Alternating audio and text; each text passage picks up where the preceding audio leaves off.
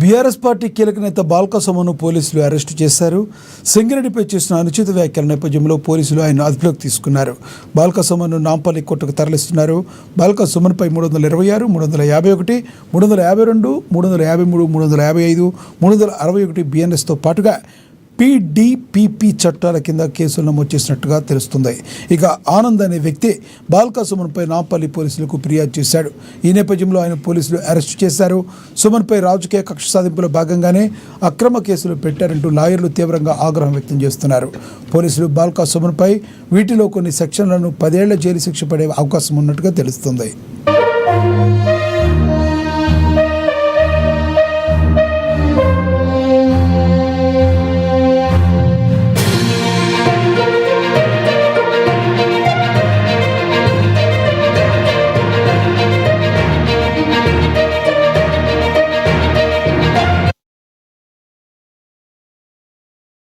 సుమన్ను పోలీసులు అరెస్టు చేశారు. సింగరేణిపై చేసిన అనుచిత వ్యాఖ్యల నేపథ్యంలో పోలీసులు ఆయన్ను అదుపులోకి తీసుకున్నారు. ఇదే విషయానికి సంబంధించి మరింత సమాచారాన్ని మా ప్రతినిధి హరీష్ అందిస్తారు లైవ్ ద్వారా. హరీష్, చెప్పండి, బాల్క సుమన్ను అదుపులోకి తీసుకున్న తర్వాత అక్కడ పరిస్థితి ఎలా ఉంది?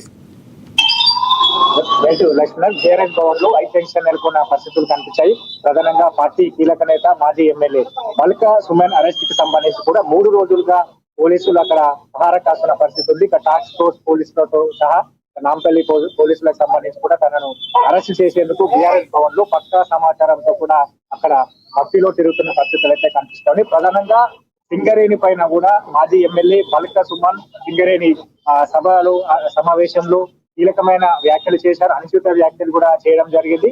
వాటికి అనుగుణంగా సింగరేణి అధికారి అతని పైన కేసు నమోదు చేసిన నేపథ్యం అయితే కనిపిస్తా ఉంది. 3 రోజులుగా బాల్క సుమన్ కి సంబంధించి కూడా బీఆర్ఎస్ భవన్ లోనే ఉంటున్నట్టుగా పక్కా సమాచారం అంది. టాస్క్ ఫోర్స్ పోలీసులు 3 రోజుల నుంచి కూడా అక్కడ పహారా కాస్తున్నారు. ఈ రోజు నేరుగా బీఆర్ఎస్ భవన్ లోకి వెళ్లే ప్రయత్నం చేయడంతో కూడా పూర్తి స్థాయిలో బాల్క సుమన్ ఆయన బయటకు వచ్చారు. పోలీసులకు సంబంధించి కూడా అతన్ని అదుపులోకి తీసుకొని నాంపల్లి పోలీస్ స్టేషన్ కు తరలించిన పరిస్థితులు అయితే కనిపిస్తాయి. ప్రధానంగా బాల్క సుమన్ పైన పలు సెక్షన్ల కింద కేసు నమోదు చేసిన నేపథ్యం అయితే కనిపిస్తుంది. బిఎన్ఎస్ సెక్షన్ 326, అలాగే 351, 352, 353, అలాగే 355, 361, అలాగే బిఎన్ఎస్ PDPP ఈ కేసులతో కూడా ఆయన బాల్క సుమన్ పైన నమోదు చేయడం జరిగింది. ప్రధానంగా ఇందుకు సంబంధించి కూడా ఉదయం నుంచి కూడా బీఆర్ఎస్ భవన్ వద్ద టెన్షన్ నెలకొన్న నేపథ్యం అయితే ఉంది. ఎందుకంటే కార్యకర్తలంతా కూడా బీఆర్ఎస్ భవన్ కి చేరుకున్నారు. బాల్క సుమన్ అరెస్ట్ చేస్తున్నారు. పోలీసులను అడ్డుకునే ప్రయత్నం చేశారు. బీఆర్ఎస్ భవన్ లోకి పోలీసులను ఏదైతే రానిచ్చే ప్రయత్నం చేసిన నేపథ్యం అయితే కనిపిస్తా ఉన్నది. కాబట్టి ఎటకేలకు పోలీసులు బాల్క సుమన్ ని అదుపులోకి తీసుకున్నారు. ఇక ఆయనని ఏదైతే నాంపల్లి పోలీస్ స్టేషన్ తరలించారు. ఇదే అరెస్ట్ పైన కూడా బాల్క సుమన్ ఖండిస్తూ వచ్చిన తన న్యాయవాదులకు సంబంధించి కూడా ఖండిస్తూ వచ్చిన నేపథ్యం ఉంది. కావాలని ఈ సెక్షన్ల కింద కేసులు నమోదు చేశారు. ఈ సెక్షన్లకు సంబంధించిన ఏదైతే ప్రాపర్టీస్ డ్యామేజ్ చేస్తారో ఆ డ్యామేజ్ కి సంబంధించిన సెక్షన్లను బాల్క సుమన్ పైన మోపడం జరిగింది. ఇక తాను ప్రాపర్టీ డ్యామేజ్ చేయలేదు, చేస్తానని చెప్పిన ఆ సెక్షన్లు వేరు, డ్యామేజ్ చేస్తే ఏవైతే సెక్షన్లు ఉంటాయో వాటిని నమోదు చేశారు. మేము దీన్ని హైకోర్టులో తేల్చుకుంటామన్నట్టు కూడా న్యాయవాదులు అలాగే పోలీసుల మధ్య వాగ్వాదం చోటు చేసుకున్న నేపథ్యం అయితే కనిపిస్తా ఉన్నది.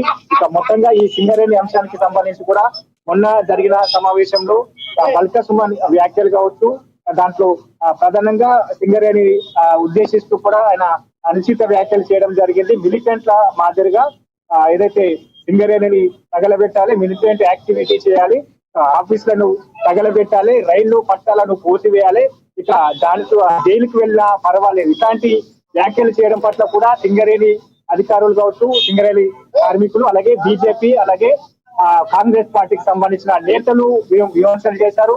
విరుచుకుపడ్డ పరిస్థితులు అయితే కనిపిస్తాయి.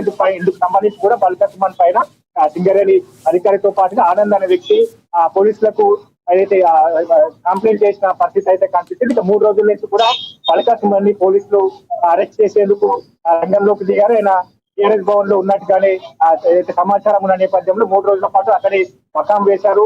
ఈ రోజుకు సంబంధించి కూడా అరెస్ట్ చేయడం జరిగిన నేపథ్యం అయితే కనిపిస్తా ఉన్నది. కాబట్టి ఇక దీనికి సంబంధించి కూడా బాల్క సుమన్ ఈ అరెస్ట్ ని ఖండిస్తూ వస్తున్నారు. అయినా ఇప్పటికే తెలంగాణ ఉద్యమ సమయం నుంచి 256కు పైగా కేసులు పైన నమోదై ఉన్నాయి. ఇప్పుడు ఈ కేసులకు భయపడేది లేదు. ప్రభుత్వాన్ని, కాంగ్రెస్ ప్రభుత్వాన్ని ప్రశ్నించినందుకే తన పైన కేసులు నమోదు చేస్తా ఉన్నారు. తనను పని కట్టుకొని తన పైన కక్షా సాధింపు చర్యలకు పాల్పడతా ఉన్నారు. వీటికి నేను భయపడలేదు. ఇక 6 గ్యారెంటీలను పక్కన పెట్టి తన పైన కక్షపూరితంగా వ్యవహరిస్తున్నారు. ఏదైతే ప్రభుత్వాన్ని ప్రశ్నిస్తున్నారో, ప్రభుత్వం ఇచ్చిన హామీలను హామీలను నెరవేర్చలేదు, హామీలను నెరవేర్చే క్రమంలో తను ఏదైతే ప్రశ్నిస్తున్నానో వాటన్నిటికి సంబంధించి కూడా సీఎం రేవంత్ రెడ్డికి కాంగ్రెస్ నేతలకు బెంగళూరు పడటం లేదు. ఇక మొత్తంగా ఈ అంశాలని ఆయన లేవనెత్తారు. ప్రధానంగా దీనికి సంబంధించి కూడా క్లియర్ కట్ హైకోర్టులో తేల్చుకుంటామని చెప్పిన పరిస్థితి అయితే కనిపిస్తా ఉన్నది. కాబట్టి ఇక మొత్తంగా 3 రోజుల హైడ్రామా తర్వాత బల్కా సుమన్ అరెస్ట్ అయిన పరిస్థితులు అయితే కనిపిస్తాయి. ఇక మొత్తంగా ఈ వివాదాస్పద వ్యాఖ్యలకు సంబంధించి కావచ్చు, సింగరేణి అధికారులు, అలాగే బీజేపీ, అలాగే కాంగ్రెస్ పార్టీకి సంబంధించిన పార్టీలు మొత్తంగా వ్యతిరేకిస్తూ వస్తున్న నేపథ్యం అయితే కనిపిస్తా ఉంది. ఎందుకంటే సింగరేణికి సంబంధించి కూడా గత ప్రభుత్వం కావచ్చు, సింగరేణి ద్వారా ఎంతమంది కార్మికులు సింగరేణి ద్వారా లబ్ధి పొందుతున్నారు, సింగరేణికి సంబంధించి కూడా రాష్ట్ర ప్రభుత్వానికి సంబంధించిన ఏదైతే ఆదాయం కావచ్చు, ఇతరకు సంబంధించి కావచ్చు, వీటన్నిటికీ ఏదైతే నెమరు వేసుకోవాలి. బల్కా సుమన్ ఇట్లాంటి వ్యాఖ్యలు చేయదు, సింగరేణి కార్మికులకు అవమానించినట్టే ఇట్లాంటి వ్యాఖ్యలను కూడా బీఆర్ఎస్ బీజేపీ నేతలు చెప్తున్న పరిస్థితి అయితే కనిపిస్తా ఉన్నది. కాబట్టి చూడాలి ఇప్పుడు బల్కా సుమన్ అరెస్ట్ అయిన పరిస్థితి అయితే దానిపైన వాళ్ళు సెక్షన్ల కింద కేసులు నమోదు చేశారు. ఇక ఇప్పుడు ఏ విధంగా ముందుకెళ్తారు, ఎందుకంటే ఇంకా చాలా వరకు కేసులు నమోదు అయి ఉన్నాయి. వారికి సంబంధించి కూడా మరికొన్ని కేసులను ఎదుర్కొంటారా, హైకోర్టుకు వెళ్తారా అనేది కూడా వేచి చూసే పరిస్థితి అని చెప్పొచ్చు. Thank you Harish.